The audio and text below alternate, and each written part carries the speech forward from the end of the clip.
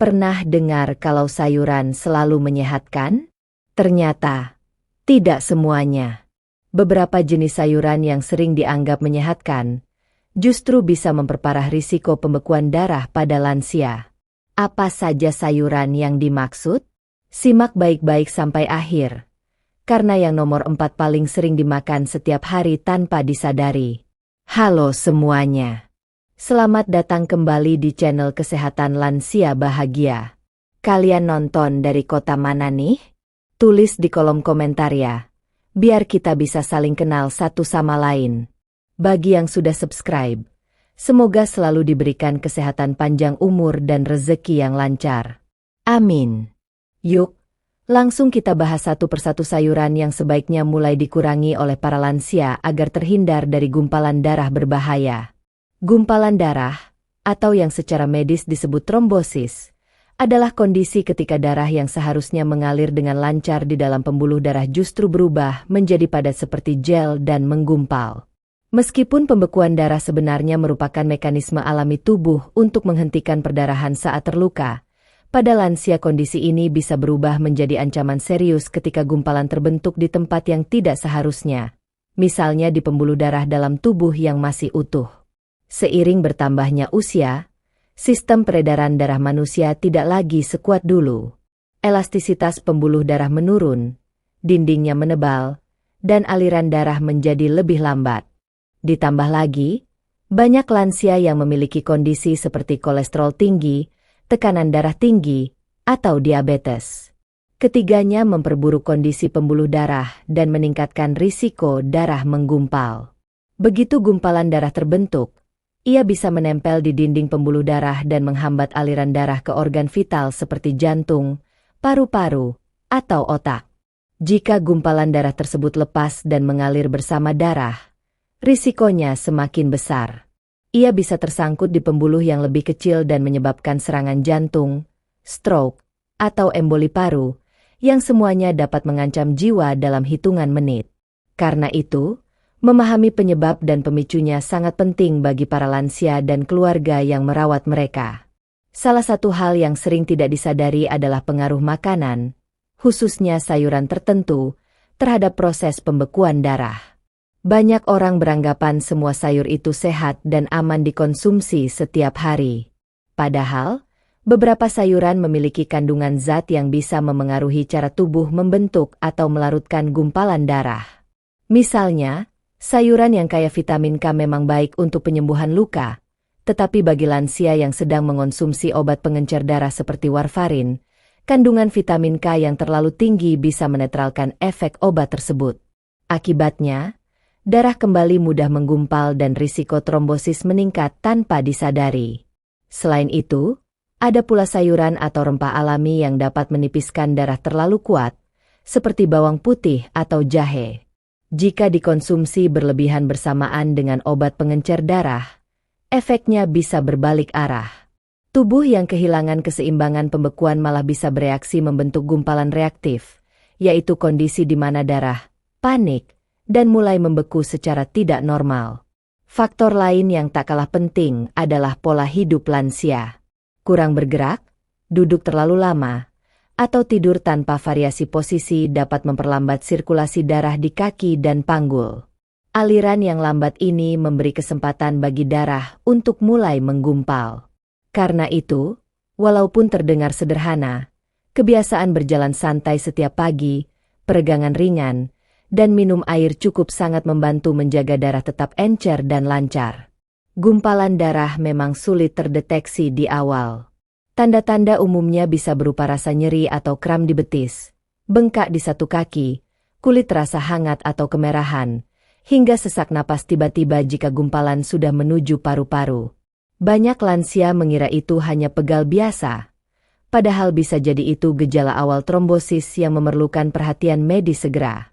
Jadi, memahami bahaya gumpalan darah bukan sekadar soal mengenali gejalanya, tetapi juga tentang mengetahui makanan apa saja yang bisa memperburuk kondisi tersebut. Pada bab-bab berikutnya, kita akan membahas secara mendalam beberapa jenis sayuran yang sebaiknya mulai dihindari atau dikurangi oleh lansia agar risiko gumpalan darah bisa ditekan seminimal mungkin. Karena ternyata, Tidak semua sayur yang tampak sehat benar-benar aman bagi tubuh lansia yang sensitif dan rapuh. Sayuran hijau sering dianggap sebagai makanan ajaib untuk kesehatan, terutama bagi lansia. Namun, ternyata tidak semua sayuran hijau aman dikonsumsi dalam jumlah besar. Beberapa jenis sayur, seperti bayam, kale, sawi hijau, brokoli, dan daun katuk, memiliki kadar vitamin K yang sangat tinggi. Vitamin ini memang penting bagi tubuh, karena berperan dalam membantu proses pembekuan darah dan menjaga kesehatan tulang. Tetapi, bagi lansia yang sedang mengonsumsi obat pengencer darah, antikoagulan, seperti warfarin, heparin, atau aspirin dosis tinggi, sayuran tersebut justru bisa mengacaukan keseimbangan darah dan meningkatkan risiko gumpalan darah. Bagaimana bisa? Begini penjelasannya, obat pengencer darah bekerja dengan cara menghambat proses pembekuan agar darah tidak terlalu cepat menggumpal. Namun, vitamin K melakukan hal sebaliknya. Ia memperkuat sistem pembekuan darah. Ketika tubuh mendapat terlalu banyak vitamin K, efek obat pengencer darah menjadi lemah. Akibatnya, darah yang seharusnya tetap encer malah kembali mudah membeku. Inilah yang menyebabkan banyak lansia yang rajin minum obat dokter tetap mengalami trombosis atau stroke mendadak, padahal mereka merasa sudah menjaga pola makan dengan sayuran. Bayam misalnya, dalam satu mangkuk kecil saja bisa mengandung lebih dari 400 mikrogram vitamin K, sedangkan kebutuhan harian orang dewasa hanya sekitar 91-20 mikrogram. Jika dikonsumsi setiap hari tanpa perhitungan, maka kadar vitamin K dalam tubuh akan melonjak dan mengganggu efektivitas obat. Hal yang sama juga berlaku untuk kale, sawi, atau daun singkong yang sering disajikan dalam menu rumah. Namun, bukan berarti lansia harus berhenti total makan sayuran hijau. Yang perlu dilakukan adalah mengatur porsi dan menjaga konsistensi. Tubuh bisa beradaptasi dengan kadar vitamin K yang stabil. Artinya, jika seseorang makan jumlah yang sama setiap hari, dokter bisa menyesuaikan dosis obatnya dengan aman. Masalah baru muncul ketika lansia makan sayur tinggi vitamin K secara tidak teratur. Hari ini banyak, besok tidak sama sekali. Fluktuasi seperti itu membuat kadar darah tidak stabil dan berisiko membentuk gumpalan secara tiba-tiba. Selain dari sayuran, vitamin K juga bisa didapat dari minyak sayur, daging, hati, dan susu. Karena itu, lansia perlu memperhatikan total asupan harian, bukan hanya dari satu sumber makanan. Idealnya, konsumsi sayur hijau pekat dibatasi sekitar setengah mangkuk kecil per hari, dan hindari mengonsumsi beberapa jenis sekaligus dalam satu waktu. Tanda-tanda tubuh sudah kelebihan vitamin K atau efek obat mulai terganggu bisa berupa perdarahan yang sulit berhenti, kulit mudah memar, nyeri dada, pusing, hingga bengkak di kaki. Bila gejala ini muncul, sebaiknya segera konsultasikan ke dokter agar dosis obat bisa disesuaikan kembali. Untuk menjaga keseimbangan, gantilah sebagian sayuran tinggi vitamin K dengan sayur rendah vitamin K seperti timun, kol putih, tomat, atau wortel. Dengan cara ini, lansia tetap mendapatkan serat dan nutrisi penting tanpa menambah risiko pembekuan darah. Kesimpulannya, sayuran hijau memang sumber kesehatan, tetapi pada lansia yang sensitif terhadap perubahan darah, keseimbangan lebih penting daripada kuantitas. Jangan hanya fokus pada sayur itu sehat, tapi pahami juga bagaimana tubuh kita memprosesnya, terutama jika sedang menjalani pengobatan medis. Dengan pola makan yang teratur dan pengawasan dokter, lansia tetap bisa menikmati sayur hijau tanpa takut terserang gumpalan darah berbahaya. Bawang putih dan jahe dikenal luas sebagai dua bahan dapur ajaib yang mampu menjaga kesehatan tubuh. Keduanya memang memiliki segudang manfaat, dari menurunkan tekanan darah, meningkatkan imun, hingga membantu melancarkan peredaran darah. Namun, bagi lansia, terutama yang mengonsumsi obat pengencer darah atau memiliki riwayat tekanan darah rendah, dua bahan alami ini bisa menjadi pedang bermata dua. Jika dikonsumsi berlebihan, efeknya justru bisa memicu pembekuan darah berbahaya secara tidak langsung. Mari kita bahas lebih dalam. Bawang putih mengandung senyawa aktif bernama allicin, sementara jahe memiliki zat gingerol. Keduanya bekerja dengan cara menghambat agregasi trombosit, yaitu proses di mana sel-sel darah bergabung untuk membentuk gumpalan. Dalam jumlah kecil, ini membantu melancarkan darah. Tapi ketika terlalu banyak dikonsumsi, darah menjadi terlalu encer, dan tubuh akan merespons dengan cara sebaliknya. Mencoba menormalkan kondisi tersebut dengan memproduksi lebih banyak trombosit. Nah, pada titik inilah bahaya muncul. Respons alami tubuh ini dapat memicu gumpalan reaktif, di mana darah membeku tidak terkendali di dalam pembuluh. Efek negatifnya makin terasa ketika lansia juga mengonsumsi obat seperti warfarin, aspirin, atau clopidogrel, yang fungsinya sama-sama menipiskan darah. Kombinasi bawang putih mentah dan obat pengencer darah bisa membuat sistem pembekuan tubuh menjadi kacau. Akibatnya, lansia berisiko mengalami pendarahan internal atau pembekuan darah mendadak tergantung kondisi tubuh masing-masing. Selain itu, bawang putih dan jahe memiliki efek menurunkan tekanan darah secara signifikan. Pada lansia yang tekanan darahnya sudah rendah, konsumsi rutin dalam jumlah besar bisa menyebabkan pusing, lemas, bahkan pingsan karena aliran darah ke otak berkurang. Bila tubuh kehilangan keseimbangan tekanan darah, aliran darah melambat, dan hal itu justru membuka peluang terbentuknya bekuan darah kecil di pembuluh kapiler. Beberapa lansia juga salah kaprah mengonsumsi dua bahan ini dalam bentuk ekstrak atau suplemen tanpa pengawasan medis. Padahal, dosis alami dari suplemen jahe atau bawang putih bisa jauh lebih tinggi dibandingkan bentuk segar. Tubuh yang sudah tua dan metabolisme yang melambat tidak mampu menyeimbangkan efek tersebut, sehingga risiko efek samping meningkat tajam. Untuk itu, penting bagi lansia untuk mengatur dosis dengan bijak. Konsumsi bawang putih mentah maksimal 1 siung kecil per hari sudah cukup untuk manfaat kesehatan tanpa risiko berlebihan. Sedangkan untuk jahe, cukup 1-2 iris tipis dalam segelas air hangat jika ingin diminum sebagai ramuan. Hindari campuran terlalu pekat atau konsumsi setiap hari tanpa jeda.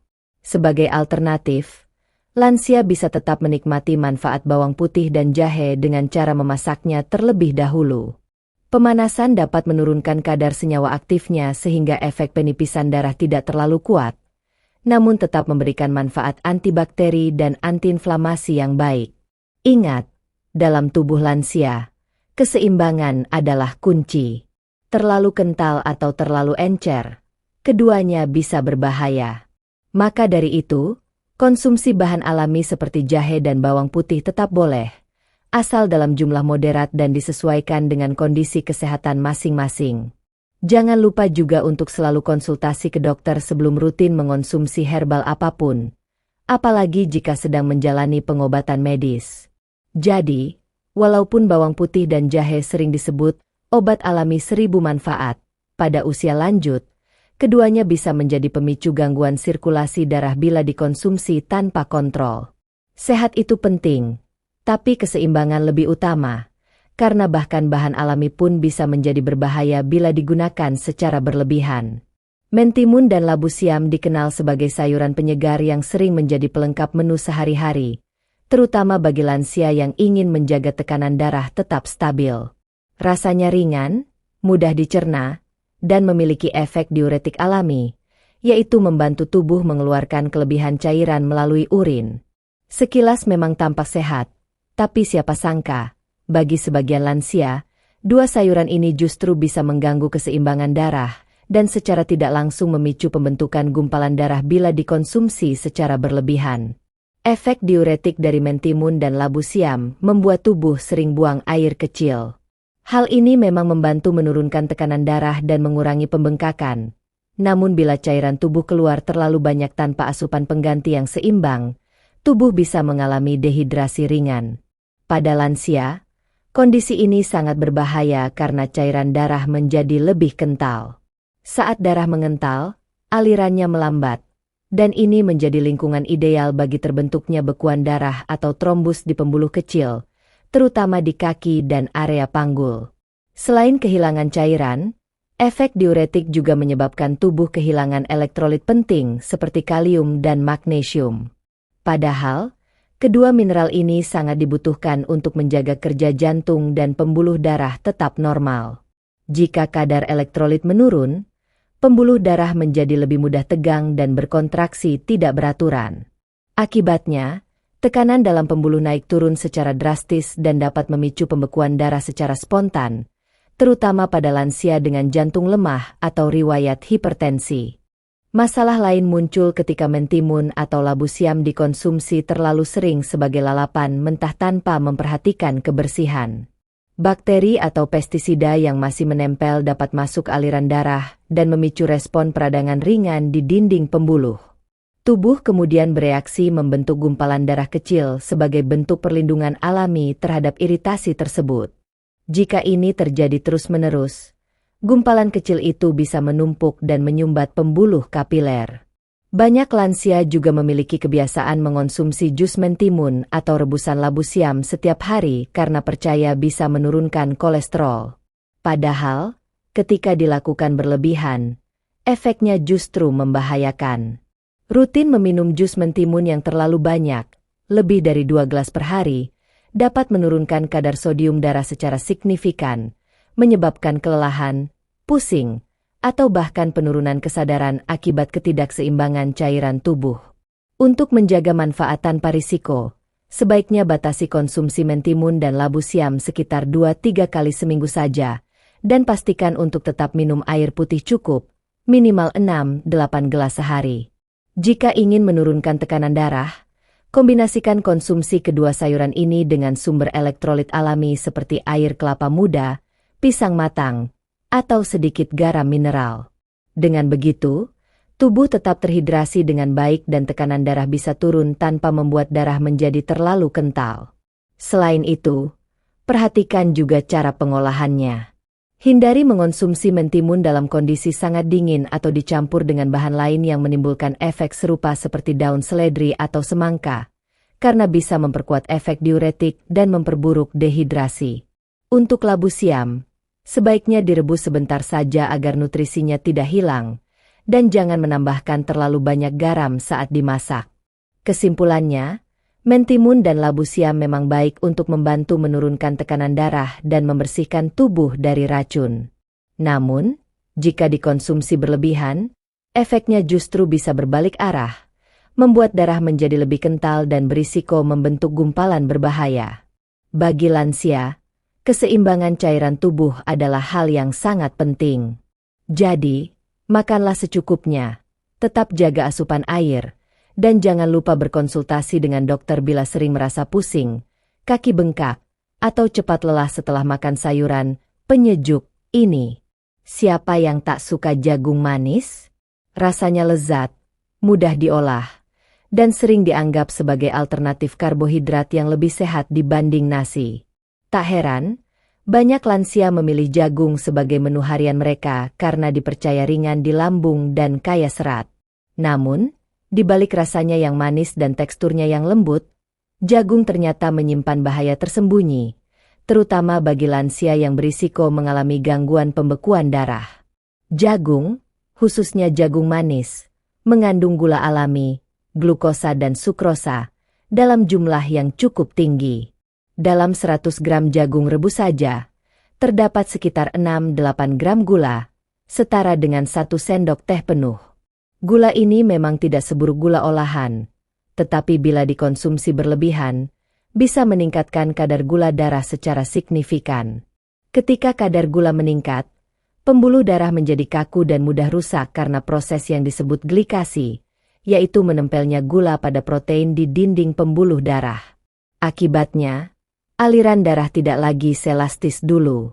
Tubuh akan mencoba memperbaiki luka mikro di dinding pembuluh dengan menumpuk trombosit di area tersebut, yang lama-kelamaan bisa berkembang menjadi gumpalan darah. Pada lansia, kondisi ini semakin berbahaya karena proses peredaran darah cenderung lambat, sehingga bekuan yang kecil sekalipun bisa tersangkut dan menyumbat aliran darah ke organ penting seperti jantung atau otak. Selain kadar gula, jagung juga mengandung karbohidrat sederhana yang cepat diubah menjadi energi. Jika dikonsumsi tanpa aktivitas fisik cukup, sisa energi tersebut akan disimpan dalam bentuk lemak, terutama di sekitar pembuluh darah dan organ dalam. Lemak ini dapat mempersempit jalur aliran darah dan memperparah risiko aterosklerosis, yaitu penumpukan plak di arteri yang bisa memicu gumpalan. Hal lain yang sering diabaikan adalah cara mengolah jagung. Banyak orang menambahkan mentega, garam, atau bahkan keju saat merebus atau membakar jagung agar rasanya lebih nikmat. Kombinasi gula, lemak jenuh, dan garam tinggi ini merupakan musuh utama pembuluh darah. Lemak dan garam bisa meningkatkan tekanan darah serta mempercepat pengerasan arteri. Akibatnya, jagung yang seharusnya menyehatkan malah berubah menjadi pemicu utama penyumbatan darah bila dikonsumsi terus-menerus. Lansia dengan riwayat diabetes, kolesterol tinggi, atau tekanan darah tinggi perlu lebih berhati-hati. Gula jagung yang tanpa alami bisa dengan cepat menaikkan kadar insulin dalam tubuh. Ketika kadar insulin tinggi, tubuh akan menahan lebih banyak cairan dan natrium, sehingga tekanan darah ikut naik. Tekanan darah yang tidak stabil inilah yang menjadi pintu masuk bagi munculnya gumpalan darah dan risiko stroke ringan. Agar tetap aman, lansia sebaiknya membatasi konsumsi jagung hanya 2 kali seminggu, dan tidak lebih dari 1/2 tongkol setiap kali makan. Hindari juga menambahkan pemanis atau mentega. Lebih baik jagung direbus tanpa garam, lalu dimakan bersama sayur rendah vitamin K seperti wortel rebus atau tomat. Dengan cara ini, kandungan serat dari jagung tetap membantu melancarkan pencernaan tanpa menaikkan kadar gula darah terlalu cepat. Bagi lansia yang gemar makan jagung sebagai camilan malam, sebaiknya mulai menggantinya dengan sumber karbohidrat kompleks lain seperti ubi rebus atau oatmeal. Keduanya memiliki indeks glikemik lebih rendah dan tidak menimbulkan lonjakan gula darah tajam yang bisa memicu gangguan sirkulasi. Kesimpulannya, jagung memang bukan musuh, tapi konsumsi yang berlebihan dan pengolahan yang salah bisa mengubahnya menjadi pemicu gumpalan darah. Ingat, apapun yang terlalu manis, meskipun dari alam, tetap bisa merusak bila tubuh sudah tidak seimbang seperti pada usia lanjut. Jadi, nikmatilah jagung secukupnya, dan pastikan pola makan harian tetap terkontrol agar darah tetap lancar, tekanan stabil, dan tubuh tetap sehat tanpa risiko tersembunyi dari si manis kuning ini. Banyak orang mengira bahaya bagi darah hanya datang dari makanan berlemak atau tinggi gula, padahal musuh yang paling sering tidak disadari justru ada di dapur sendiri, garam dan penyedap rasa, MSG. Lansia biasanya menyukai makanan yang gurih agar tetap terasa nikmat meski indera perasa sudah mulai menurun. Akibatnya, banyak yang menambahkan garam atau bumbu instan berlebihan ke dalam sayur, tanpa sadar sedang memperburuk kondisi pembuluh darah mereka sedikit demi sedikit.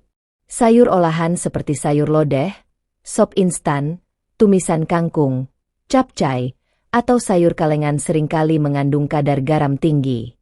Garam yang berlebihan menyebabkan penumpukan natrium dalam darah, yang menarik lebih banyak air ke dalam pembuluh darah. Hal ini membuat volume darah meningkat, tekanan darah naik, dan dinding pembuluh menjadi tegang.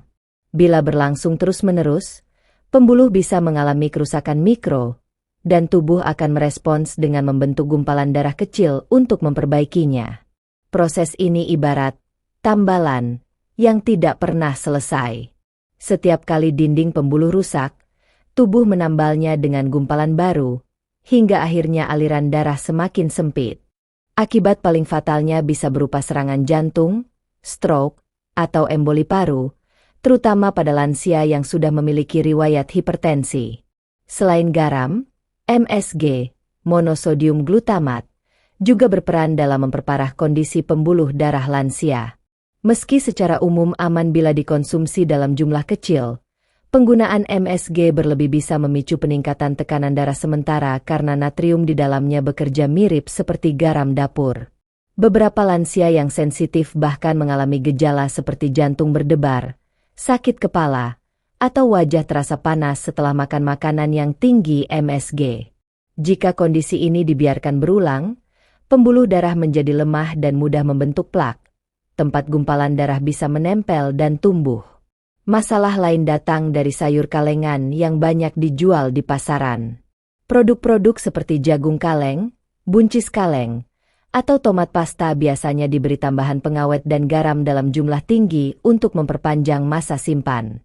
Kandungan natrium pada satu porsi kecil saja bisa mencapai 500-800 mg, padahal batas aman harian bagi lansia tidak lebih dari 1.500 mg per hari. Bila dikonsumsi terus-menerus, tubuh akan menumpuk natrium berlebih, menyebabkan retensi cairan, pembengkakan kaki, dan memperlambat sirkulasi darah. Kondisi ini adalah cikal bakal munculnya trombosis vena dalam DVT, gumpalan darah yang terbentuk di pembuluh kaki. Untuk menghindari bahaya tersebut, lansia disarankan mengurangi penggunaan garam dan MSG secara bertahap.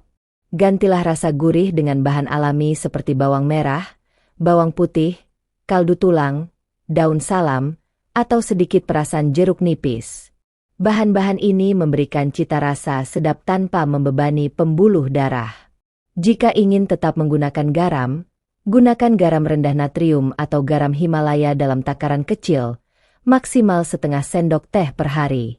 Selain itu, usahakan selalu memasak sayuran dalam keadaan segar.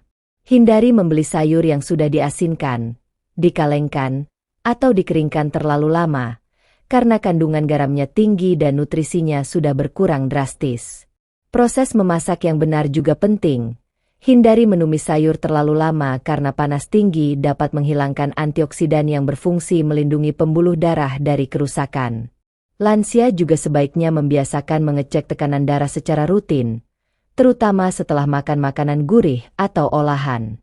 Jika tekanan meningkat drastis, itu tanda bahwa tubuh sudah terlalu sensitif terhadap garam dan perlu segera dikurangi.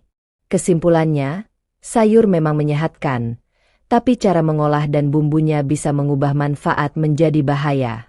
Garam dan MSG yang berlebihan membuat darah lebih kental, meningkatkan tekanan, dan mempercepat pembentukan gumpalan. Karena itu, biasakan makan sayur segar, kurangi bumbu instan, dan nikmati rasa alami dari bahan-bahan sederhana.